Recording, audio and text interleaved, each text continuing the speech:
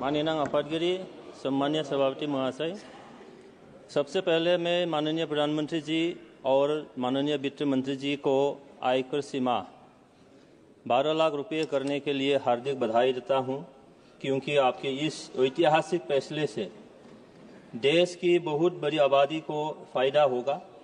Middle class को 12 लाख तक income tax से बाहर रखकर बड़ी राहत दी है।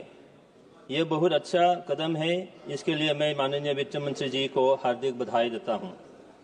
आम बजट 2025-26 भारत के विकास यात्रा का एक महत्वपूर्ण पड़ाव है। ये 140 करोड़ भारतीयों के आकांक्षाओं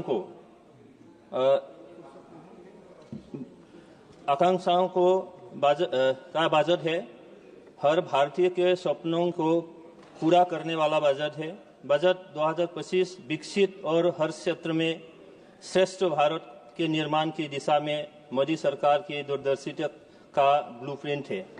किसान, गरीब, मध्यम वर्ग, महिला और बच्चों की शिक्षा, पोषण व स्वास्थ्य से लेकर स्टार्टअप और निवेश तक हर क्षेत्र को समाहित करता ये बजट मोदी जी के आत्मनिर्भर भारत और विकसित भारत का रोड मैप है। उत्तर पूर्व क्षेत्र में पर्यटन को बढ़ावा देने के लिए बहुत सारी संभावनाएं हैं। इसके लिए सरकार पहले से ही ध्यान दे रही है, पर मेरी मांग है कि बोडोलैंड क्षेत्रीय परिषद इलाके में पर्यटन के विकास के लिए अतिरिक्त धनराशि प्रदान करे और यह राशि सीधा बोडोलैंड क्षेत्रीय परिषद को भेजे जाए। ये जानकर बहुत खुश हो रही है कि देश में स्वास्थ्य सेवा के बुनियादी ढांचे का विस्तार होगा और अगले 3 साल में देश के सभी जिलों में कैंसर देखभाल केंद्र शुरू किए जाएंगे। इनमें से 200 केंद्र वित्त वर्ष 2025-26 में शुरू हो जाएंगे। माननीय मंत्री जी का धन्यवाद देना चाहता हूं कि गिग वर्कर्स को प्रधानमंत्री जन आरोग्य योजना के अंतर्गत स्वास्थ्य सेवा सुविधाएं दी जाएगी। सरकार ने चिकित्सा शिक्षा के आधारभूत ढांचे का विस्तार करने का फैसला भी किया है। अगले 10 वर्ष में चिकित्सा शिक्षा के अंडर ग्रेजुएट और पोस्ट ग्रेजुएट पैरा स्नातक की लगभग 1.1 लाख सीटें बढ़ेगी।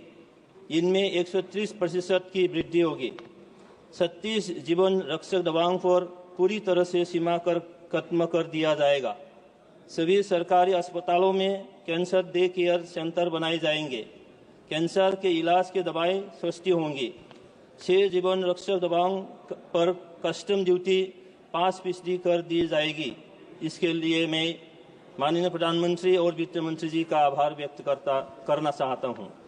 यह बहुत अच्छा कदम है कि सरकार 5 IIT में अतिरिक्त बुनियादी ढांचा का निर्माण करेगी और सरकार स्कूलों और उच्च शिक्षा के लिए भारतीय भाषाओं की पुस्तकों को डिजिटल रूप में उपलब्ध कराने के लिए भारतीय भाषा पुस्तक योजना शुरू करेगी।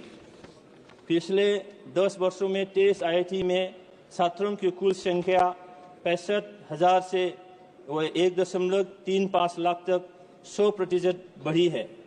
2014 के बाद शुरू किए जाए 5 IIT में अतिरिक्त बुनियादी ढांचा तैयार किया जाएगा ताकि 6,500 और छात्रों को शिक्षा मिल सके। अगले 5 वर्षों में IIT और IISc में प्रौद्योगिकी अनुसंधान के लिए 10,000 फेलोशिप प्रदान की जाएगी।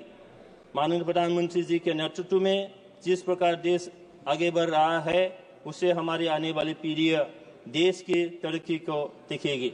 धन्यवाद। धन्यवाद।